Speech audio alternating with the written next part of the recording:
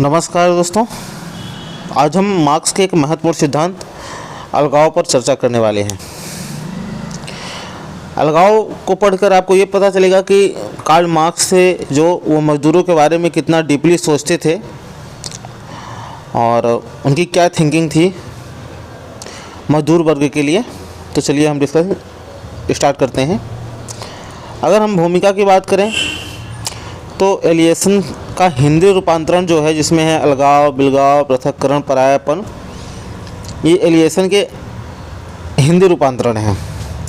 किंतु इनमें से कोई भी शब्द ऐसा नहीं है जो एलिएशन शब्द का सही रूप प्रकट करता हो। लेकिन जो और सारे शब्द हैं, जैसे बिलगाव है, पृथक्करण है, परायापन है, इन शब्द की तुलना में अलगाव शब्द जो है वो अधिक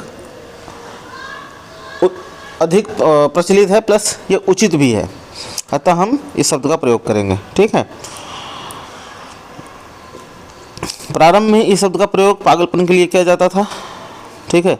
लेकिन वर्तमान में इस शब्द का प्रयोग जो चिंताग्रस्त होते हैं उनकी प्रवृत्तियों के लिए किया जाता है, जिनके फलस्वरूप जो होता है व्यक्ति समाज से, पर्यावरण से तथा खुद से उदासीन महसूस करता है। यानी जो मनोरोगी होते हैं, जो मनोदशा से अच्छी नहीं होती है, उनके लिए इस वर्ड का प्रयोग किया जाता है। प्रारंभ में मानव सरल और छोटे समूहों में रहता था, जहाँ संबंध जो थे वो प्राथमिक ज़्यादा थे।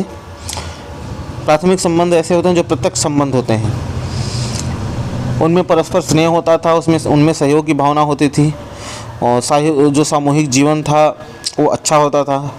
प्रथाएं, परंपराएं और धर्म उन्हें एकता के सूत्र में बांध के रखते थे। अतः इस वजह से अलगाव की जो प्रवृत्ति है बहुत कम थी, यानी न के बराबर थी। किंतु धीरे धीरे समाज जो है उसका आकार जटिल होता गया, जनसंख्या में वृद्धि हुई, सामाजिक जीवन में विस्तार हुआ और प्राथमिक संबंधों का स्थान जो है वो द्वितीय संबंधों ने ले लिया। आत्मीयता जो व्यक्तिगतता थी वो धीरे धीरे प्रबल हुई और साथ ही सामूहिक जीवन का स्वार्थ जो है, स्थान जो है वो स्वार्थ ने ले लिया। इसलिए व्यक्ति भीड़ भाड़ से में भी अकेला महसूस करता है। फलस्वरूप एक थिंकर हैं एरिक केहलर, उन्होंने कहा है मन का इतिहास मानव के अलगाव के इतिहास में अच्छे से लिखा जा सकता है। अगर हम अलगाव की परिभाषा की बात करें तो जॉन स्टुअर्ट हैं, इन्होंने सबसे पहले अलगाव शब्द की व्याख्या दी। उनके अनुसार जब श्रमिक अपने कार्य के प्रति अलगाव महसूस करता है तब वह विद्यमान सामाजिक व्यवस्था के प्रति भी असंतोष व्यक्त करता है। दुर्खिम का मत है कि सामाजिक एकता में शिथिलता आ जाना, जिससे सामूहिक जीवन को नियंत्रण करने वाली शक्तियों का ह्रास होता है, जो अलगाव की दशा को उत्पन्न करता है। मर्टन कहते हैं कि जब समाज में सांस्कृतिक लक्ष्यों की प्राप्ति संस्थागत साधनों के द्वारा नहीं की जाती है। संस्थागत साधन कौन? जिन्हें समाज ने स्थापित किया है। जब उनके द्वारा सांस्कृतिक लक्ष्य को प्राप्त करने के लिए अच्छे साधनों का यूज नहीं किया जाता है तो अलगाव की स्थिति पैदा हो जाती है। पार्सन्स कहते हैं कि अलगाव की व्याख्या विचलित व्यवहार से किया जा सकता है। मेलविन सीमैन ने अलगाव शब्द का प्रयोग 5 अर्थों में किया है। देखिए क्या है ना, अब मैं आपको अलगाव के बारे में मार्क्स क्या विचार हैं उसे बताने से पहले मैं आपको ये भूमिका बता रहा हूँ, ताकि आपको समझ में आ जाए कि अलगाव है क्या। तो ये मेलविन सीमैन है, इन्होंने 5 अर्थों में अलगाव को बताया है। एक है शक्तिहीनता, जब व्यक्ति का सामाजिक और मनोवैज्ञानिक दृष्टिकोण है, यहाँ पर यह होगा जब नहीं, यह व्यक्ति का सामाजिक और मनोवैज्ञानिक दृष्टिकोण है जिसमें व्यक्ति स्वयं का व्यवहार उन घटनाओं और परिणामों को निश्चित नहीं कर सकता जो स्वयं चाहता है। जैसे कई बार क्या होता है कि हम चाहते कुछ और हैं, हो कुछ और जाता है, तो उस तरीके की बात करते हैं। उसके बाद है अर्थहीनता, जब व्यक्ति किसी पर विश्वास ना कर सके और किसी घटना का अर्थ ना निकाल पा रहा, जैसे सडनली कुछ हो जाए, कोई से धोखा दे दे तो खुद को कटा महसूस करता है, तो उस तरीके की बातें करते हैं। फिर है नियमहीनता, समाज में जब नियमहीनता आ जाती है, प्रचलित जो मानदंड है, मूल्य होते हैं, जब उन पर विश्वास लोगों का कम हो जाता है या उसका स्वयं का विश्वास कम हो जाता है। फिर है पृथकता, समाज के मूल्यों के ऊपर स्वयं को रखना, ये जो बुद्धिजीवी वर्ग है ना, आज के टाइम पे आप देखते होंगे, वो कहते हैं मैं तो इस चीज़ को नहीं मानता, मैं तो उस चीज़ को नहीं मानता। तो ये भी एक प्रकार का अलगाव है, ये कहते हैं सीमैन। ठीक है। उसके बाद पांचवा है स्वयं अलगाव। समाज में रहता हुआ व्यक्ति, जैसे कोई एक व्यक्ति है जहाँ पे बहुत सारे एक अलग वर्ग के लोग रहते हैं, जबकि एक व्यक्ति दूसरे वर्ग का है, तो ऐसे में उसको लगता है कि मैं कहीं विदेश में रह रहा हूँ क्या, मेरे साथ उस तरीके का उसके साथ व्यवहार जब नहीं होता है तो उसे लगता है कि जैसे मैं कहीं विदेश में रह रहा हूँ। तो इस तरीके की बात ये पाँचवें अपने उदाहरण में बताते हैं, पाँचवें प्रकार में अपने बताते हैं। ठीक है। अगर हम कार्ल मार्क्स की बात करें, कार्ल मार्क्स ने क्या कहा अलगाव के बारे में, तो कार्ल मार्क्स के अनुसार अलगाव व्यक्ति की वह दशा है जिसमें उसके अपने कार्य पराई शक्ति बन जाता है, जो उसके द्वारा शासित न होकर उससे ऊंची परंतु उसी के विरुद्ध हो जाती है। अगर हम इसको डिफाइन करें तो कहते हैं अलगाव वह दशा है जब व्यक्ति की अपनी कार्य क्षमता जो होती है वो पराई हो जाती है, वो अपने मन के अनुसार काम नहीं कर पाता है, और वो कार्य क्षमता उसके द्वारा शासित ना होकर यानी किसी और द्वारा शासित होती है। ये पूंजीपति वर्ग के लिए कह रहे हैं कि जब पूंजीपति वर्ग अपने अकॉर्डिंग मजदूरों से काम लेने लगता है तब ये चीज़ उत्पन्न होती है। ठीक है। अलगाव की विशेषताओं की बात करें तो ये अकेलापन है, जिसको हम सामाजिक पृथक्करण भी कह सकते हैं।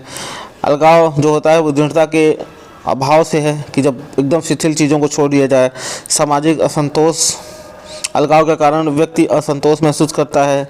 शक्तिहीन भावना से भी अलगाव आता है। सामाजिक मूल्यों से जब व्यक्ति स्वयं को अलग कर लेता है तो भी अलगाव के लिए वो जिम्मेदार हो जाता है। ठीक है। तो ये चीज़ है। अब अलगाव के कारण क्या है?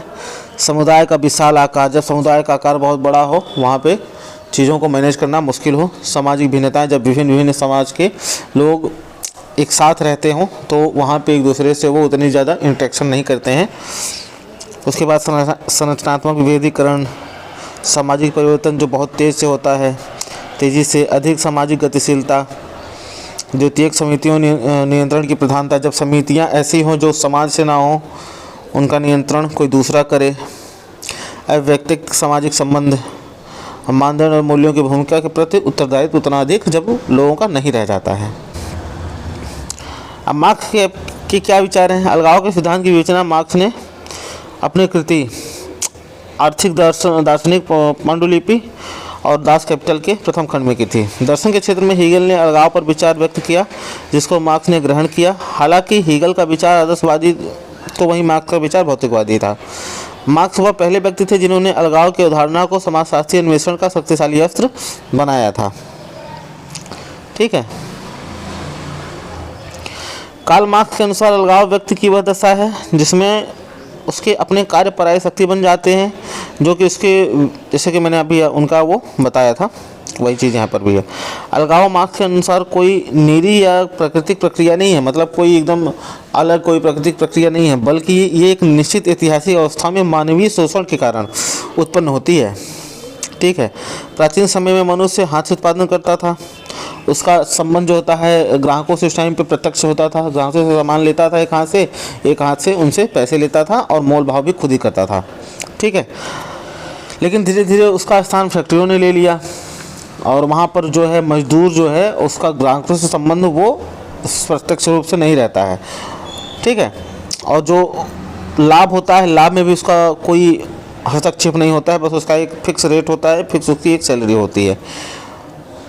तो धीरे धीरे ऐसे चीज़ें समाज में उत्पन्न हुई जिससे व्यक्ति खुद से कटा महसूस करने लगा। अलगाव के स्वरूप कौन कौन से हैं?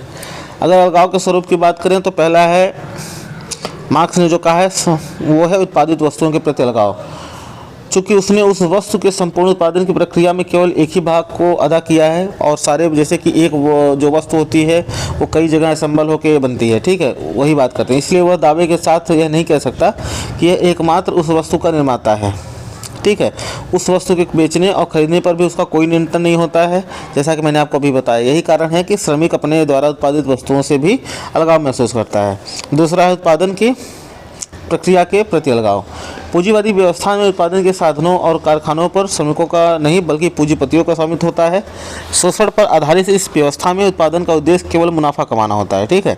साधनों से जो होता है वो हीन मेहनतकश लोगों को माना जाता है, मजदूरों को। वो जीवित रह सकें बस उन्हें उतनी ही चीज़ें दी जाती हैं। उत्पादन में कौन से औजार लाए जाएंगे, कौन सी वस्तुओं का उत्पादन होगा, ये सब भी वो डिसाइड नहीं करते हैं, ये सब पूंजीपति डिसाइड करते हैं। ठीक है। उसके बाद है स्वयं के प्रति अलगाव। व्यक्ति धीरे धीरे वो उसकी अरुचि बढ़ती जाती है हर चीज़ में। श्रम के प्रति उसकी जब अरुचि बढ़ेगी, वो जाहिर सी बात है परेशान रहने लगेगा। वो अपने आप में श्रम को अन्य वस्तुओं की तरह अपना श्रम बेच के अपना जीवन गुजारा करेगा। श्रम के उपकरण अपने श्रम को अन्य वस्तुओं की भांति बेचने को मजबूर होगा। ठीक है। और उसके बाद वो धीरे धीरे समाज से कटने लगेगा। और चौथा बताते हैं साथियों, समुदाय के प्रति अलगाव। जब व्यक्ति को उदासीन होकर अपने आप का सामना करना पड़ता है ना, तो उसे अन्य व्यक्तियों का भी सामना करना पड़ता है। अन्य व्यक्ति भी उसके प्रति उदासीन हो जाते हैं। जब एक व्यक्ति जब समाज से कटने लगता है ना, तो दूसरे लोग उसको जाके बात नहीं करते, उससे वो लोग भी कटने लगते हैं। तो वो और अलगाव के प्रवृत्ति को फेस करता है। दूर करने का सबसे जो अच्छी तरीका है वो ये है कि सामाजिक मालिकाना हक हो, यानी एक फैक्ट्री जो कहीं बन रही है उस पर सबका मालिकाना हक हो। ठीक है। व्यक्तिगत स्वामित्व की जो है वो समाप्ति कर दी जाए। तो ये सारी चीज़ें हैं। तो जाहिर सी से हैं हम नए वीडियो में। ठीक है। Thank you.